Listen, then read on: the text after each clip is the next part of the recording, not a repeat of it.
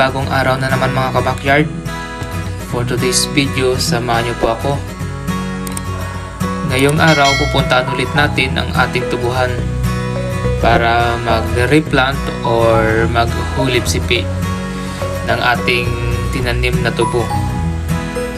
Dahil hindi natin maiiwasan mga kabakyard na mayroong hindi tutubo at mamatay sa ating itinanim na tubo.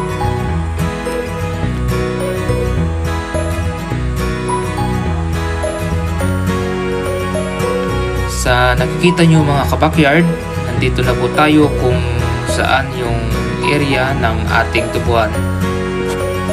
At binaba na rin natin ang ating gamit para sa ating pag-replant or pag-hulip-sipi.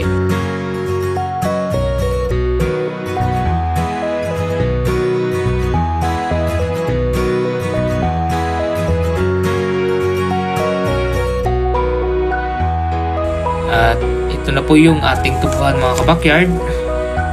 Sa nakikita nyo, maganda po yung tubo ng ating tubo dahil nakapag-apply na po tayo ng first dose na abono dito. Edad po pala ng ating tubo mga kabakyard, ito po ay 1 buwan pa lamang po bago ito itanim. Sinimulan na rin natin ang pag-replant or pag-hulip-sipi. Una, maghanap tayo ng makapal na tubo ng tubo. Pangalawa, kukunin natin ito gamit ang pala. Siguraduhin lang natin mga kabakyard na mayroon pong ugat ang ating i-replant. Mas maganda kung malaki ang dala na lupa para di masyado maputol ang mga ugat nito. Pangatlo, maghanap tayo ng pwedeng paglipatan ng ating i-replant kung saan parte ng ating tubuhan na walang masyadong tumutubo mga kabakyard.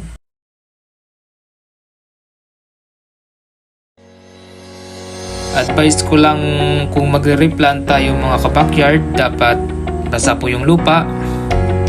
Mas maganda kung umulan bago tayo mag-replant para hindi po mamatay ang ating ililipat na tubo mga kabakyard.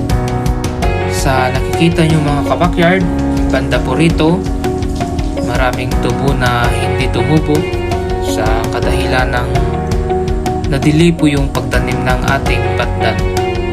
At isa pa sa mga rason kung bakit marami ang hindi tumubo sa ating itinanim na tubo, dahil rin sa pagkatuyot ng lupa, sanay po ng matinding init dahil wala po tayong patubig at umaasa lang po tayo sa ulan mga kabakyard.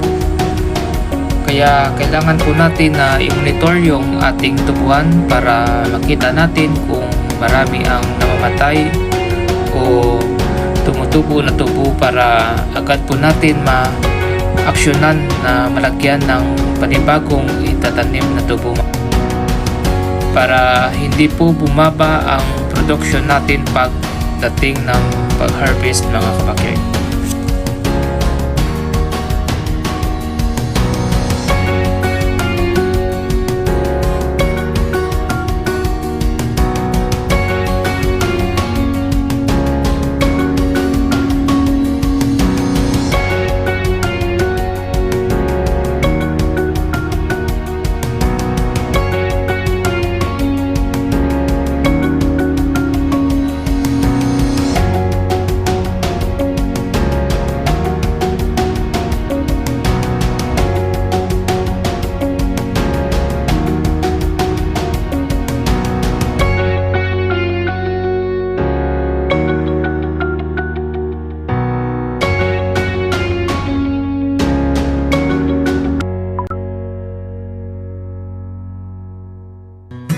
Dahil sa negosyong pagtutubo mga kabakyard, dapat hands-on po tayo dito at dapat din natin itong pukusan dahil hindi po basta-basta lang yung puhunan natin bago po mabalik yung investment natin dito mga kabakyard.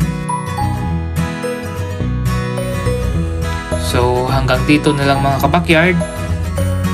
Huwag kalimutang i-like, i-share, click the notification bell and subscribe para ma-update kayo sa ating panibagong videos.